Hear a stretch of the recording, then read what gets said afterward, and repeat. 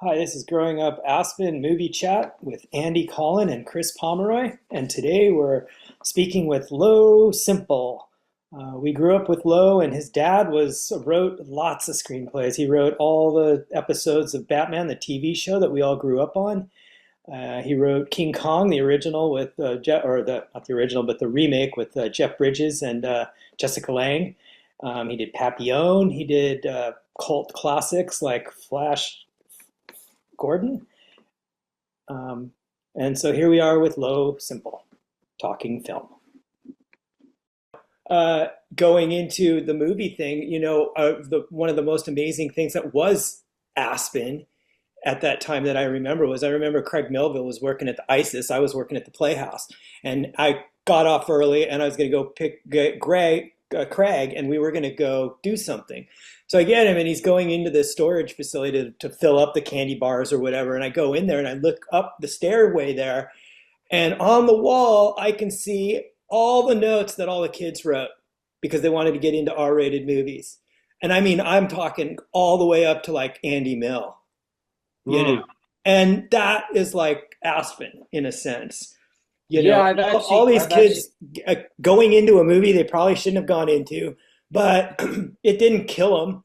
yeah, And I've it, written about that actually. Like, like this, there was an era when, yeah, you could get into an R movie with a note from your parents. Some the forged. parents actually wrote, some didn't. I famously got in trouble for forging a note at Aspen High um, to get out of a class or to get to skip school, and I got royally busted and actually like suspended for that. And that was the last time I actually wrote a fake note. I'll tell you that.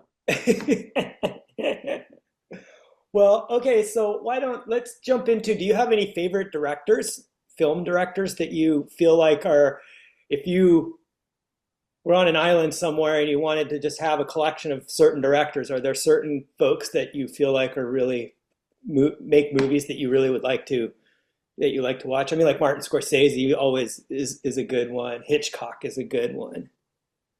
I think I would have to pick a director that worked with my dad that I really, really enjoyed meeting was Dino De Laurentiis. Oh yeah, uh-huh. Um, if I could dig him out of the grave and bring him back to life, I would. And was so fortunate to have a screenplay. He would be the go-to guy for me, just Yeah. because of that relationship with my dad. One of his funny lines that he said was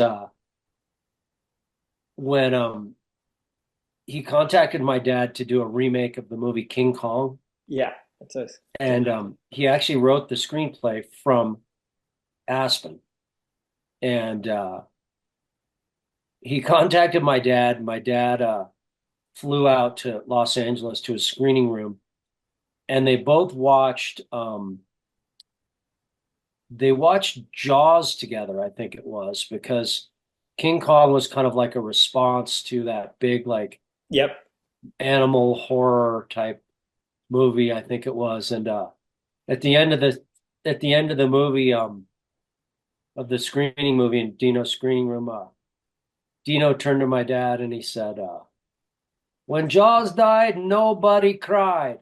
When my monkey died, everybody gonna cry.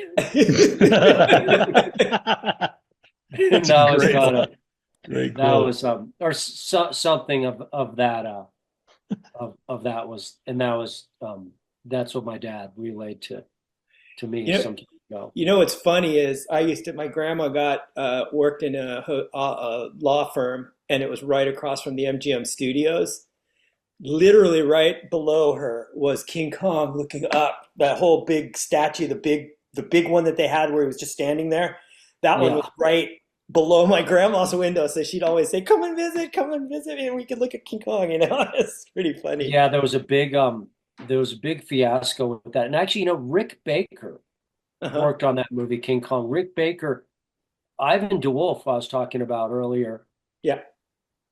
really super duper idolized Rick Baker, Yeah. because Rick Baker was considered, and probably still is. I would be shocked if he isn't, as one of the the really really um, groundbreaking guys in makeup and such. And Yeah, he Yeah. he talked about that in our discussion with him. He was the one that did like American Werewolf in London, right? yeah, Yeah. that doesn't surprise me one bit. You Yeah, talked to yeah. Ivan, and he brought up Rick Baker because when we were kids, no one knew who Rick Baker was in grade school. You know, uh, Ivan mentioned his name, and I recognize that from King Kong, from the you know Yeah. be just being a kid and being around my dad and being on the set and seeing that. So I knew who that was. So I felt like that was like a connection, I think, that I had with Ivan, that was really cool. I was like, oh wow, it made me like feel like I knew him, Yeah. got to know him better, you know. Yeah. You know?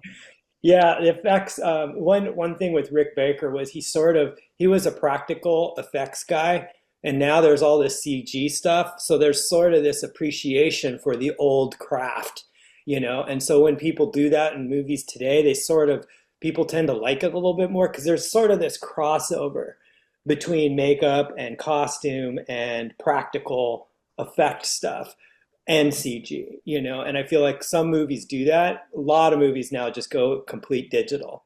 Well, the So, CG stuff literally makes me nauseous. Like I can't watch it. It can't. It's like being on a ride yeah. that you can't get off. And so what I'll do is I'll actually get up out of my seat and just walk out of the theater when it's like literally too much for me to handle. Yeah. Something about like my inner ear or something. It's like literally being on a swing or a carnival ride that's just making you sick. And I just can't do it. And I see kids sitting there like on the front row, just shoveling down Sour Patch Kids and popcorn. I'm like, oh my gosh, their brains are just wired differently for that. It's funny. I had a roommate in when I lived out in Fort Collins that had similar thing. He couldn't play video games for the same reason. He'd get all dizzy. And then I experienced it when we went to Disney World, and there were two rides that did it. One was the space ride, it's just like you get on a rocket and you fly off to Mars and land or something stupid. And I nearly lost it there. And then on the Avatar ride, Mm. which is CG and it's all flying around and stuff. And man, the whole room smelled like puke for that reason. I think a lot of people having trouble with that, and the guy's in there with, sanitizing spray and, trying to cover up the smell. And but that's interesting. CGI does that to you, Lo. And there was an article about space travel that they were talking about, like um that motion sickness, or like really like acute motion sickness, is a problem with astronauts, and it's been talked about with the all the crews that have come back recently from flights and such, have been like talking about this and how they do it. And they said like in extreme cases they actually have like an injection that they shoot themselves up with, which I thought, wow, this is like a pretty big thing that doesn't bode well for humans traveling in space, if you ask me. I mean, there's, besides like actually rocket ships exploding on a fairly regular basis, the thought of throwing up inside your spacesuit Oh, is gross. Yeah. something that I, I I honestly, that's what I would see myself doing. Yeah. So for that reason, I, don't I sign me get up. Don't sign me up for any space tourism movie projects. I No, guess but the mainlining Dramamine would be worth it in that case. You definitely don't want to throw up in your what was suit. that Mars movie with not Ben Affleck, Matt Damon, Mission to Yeah, it was Mars, The or Martian. The Martian? Yeah, and that one was Yeah. not too bad, and that had some effects, but it was more about story. that was a good book. And they did a pretty good job adapting it. Speaking of space movies, and you mentioned Dino De Laurentiis, I got to go back to Flash Gordon, dude. What a Mm. classic, man! What a classic. Yeah, Well, I have that movie poster in my house, and my dad actually wrote that screenplay from Aspen. And while he was writing that, he did extensive research, and we had all the Flash Gordon kind of comic books, yeah, like not the magazines, but the actual like compilations, yeah. compendium type things of Flash Gordon comics. And so and I still actually have one of those in my bookshelf that was signed by Queen, and Really Oh, that's cool. awesome. signed by all the members with the exception of Freddie Mercury, um, because at that time he was kind of MIA. It was a weird, you know, Yeah. part of his career. But regardless, all the other members of Queen came down to the studios in London where it was being filmed and signed the comic book. So I have that in them.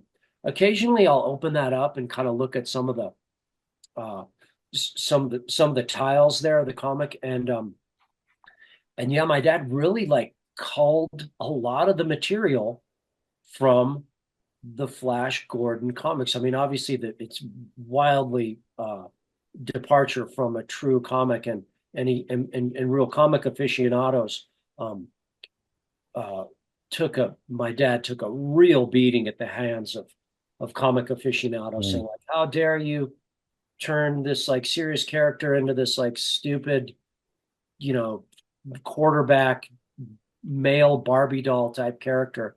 Um, but but yeah, if you look in the end of the movie, there's a big fight scene there, and the one of the lines, I think one of the Birdman Topol, the actor says, "Everyone to the attack ship Ajax," which is a direct Aspen Right. reference. I mean, Interesting. Ajax is it's not Aspen wasn't the first place to come up with that word or name. Actually it goes back. It's like a Greek mythological god. Ajax was a Greek But there god. is So an interesting Easter egg tie-in, you know. Yeah. yeah, the Easter egg thing is beyond Well, ridiculous.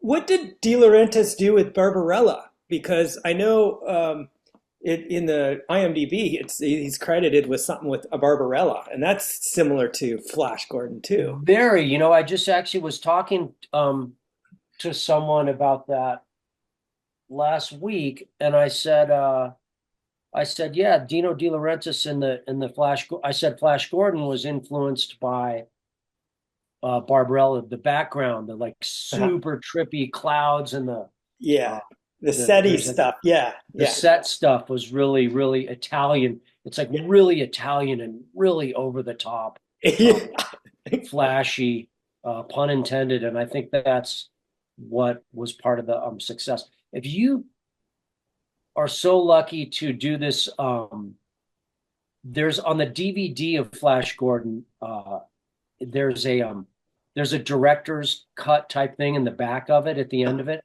Uh-huh. and they interview my dad for about 10 minutes, and it is really really funny. I bet Oh, you could pull it up on YouTube. He just talks about just how absurd the filming was, and the concept, and the dialogues he had with Dino. And he said that the right, so Dino hires this like all Italians uh-huh. to do everything. And so he basically said like the the Italians that he hired, they literally could not read English.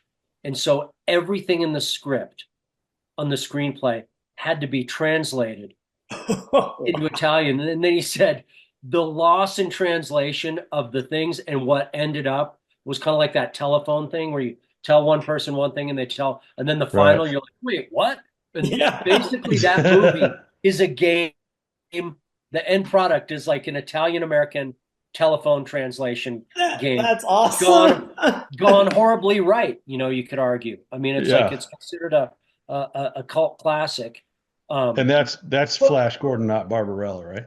that's Flash yes, Gordon. But he yes. Yeah, said yeah. my dad said he said yeah, Flash Gordon has been called a cult classic, which is, code for like, a very small handful of people like it a lot. And it was a huge financial, no money, no one made any money, but like a small handful of people really think it's cool.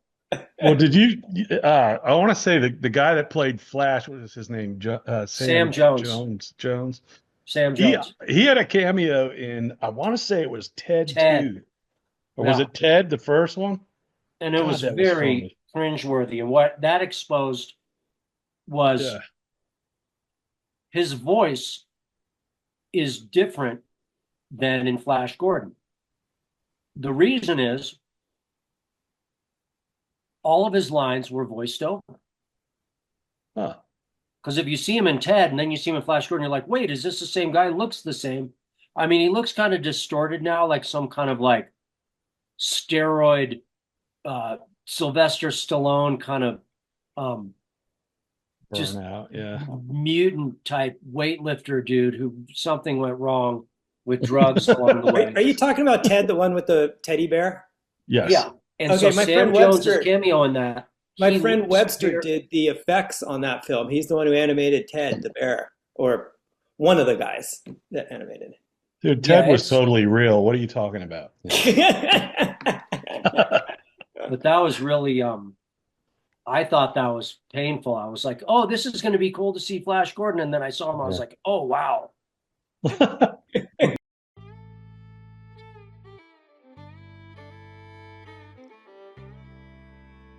Well, I hope you had fun talking with Lo Semple, Chris Pomeroy, and Andy Collin. And we had a bunch of fun talking about the film industry. And we'd like to thank the Aspen Times and the Aspen Daily News for letting us use some of their materials in our book, Growing Up Aspen, Adventures of the Unsupervised. Lo is one of the authors, and we're just so delighted to have a fun conversation with him. Hope you enjoy it.